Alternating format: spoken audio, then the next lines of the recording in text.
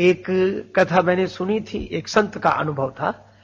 उनके पास एक शिष्य आया, बोले महाराज मैं आपसे द्वारा दीक्षा लूंगा और आपका शिष्य बनूंगा, बाकी सब बात मानूंगा, पर मैं शराब पीता हूं, वह नहीं छोड़ सकता, इस शर्त पर दीक्षा देनी हो तो दो।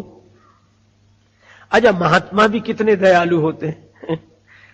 संत कहते कि अच्छा ये कोई बात हुई, पहले शराब छोड़कर आ तब दूंगा दीक्षा। पर महात्मा बोले अच्छा हम देते हैं, कोई बात नहीं, मत छोड़ना। उसको लगा कि ये गुरुजी बढ़िया मिले, कुछ छुड़ाते ही नहीं है, तो दीक्षा ली।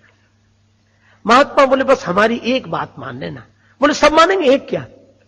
शराब नहीं। बोले तो एक काम करना। क्या? बोले जब शराब पिया करो तो हमें याद कर लिया करो, बस और कुछ नहीं, पियो, खूब डट के पियो।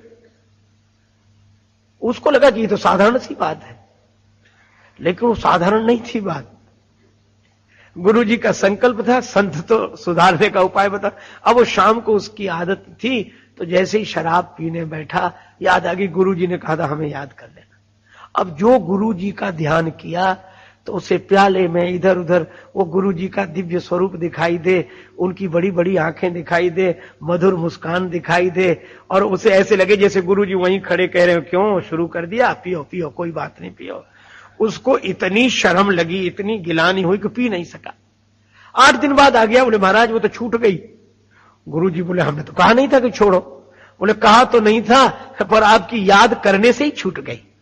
मैं भी आपसे यही कह रहा हूं कि यद्यपि यह कहा गया कि आप अपने स्वभाव के द्वारा, मन इंद्रियों के द्वारा, वाणी और काया के द्वारा जो करें वह भगवान को अर्पण कर दें, लेकिन इसमें समर्पण के भाव से अगर करेंगे कि भगवान आपकी प्रेरणा से हो रहा है और आपके प्रति मैं यह समर्पण कर रहा हूं, जैसे ही आप भगवान का चिंतन करेंगे, कोई भी कार्य हो और तुरंत सोच लें कि भगवान की प्रेरणा से हो रहा है, भगवान का स्मरण होते ही कर्म अपने से पवित्र हो जाएगा। पवित्र कर्म करने की जरूरत नहीं, अपने से कर्म पवित्र होने लगे।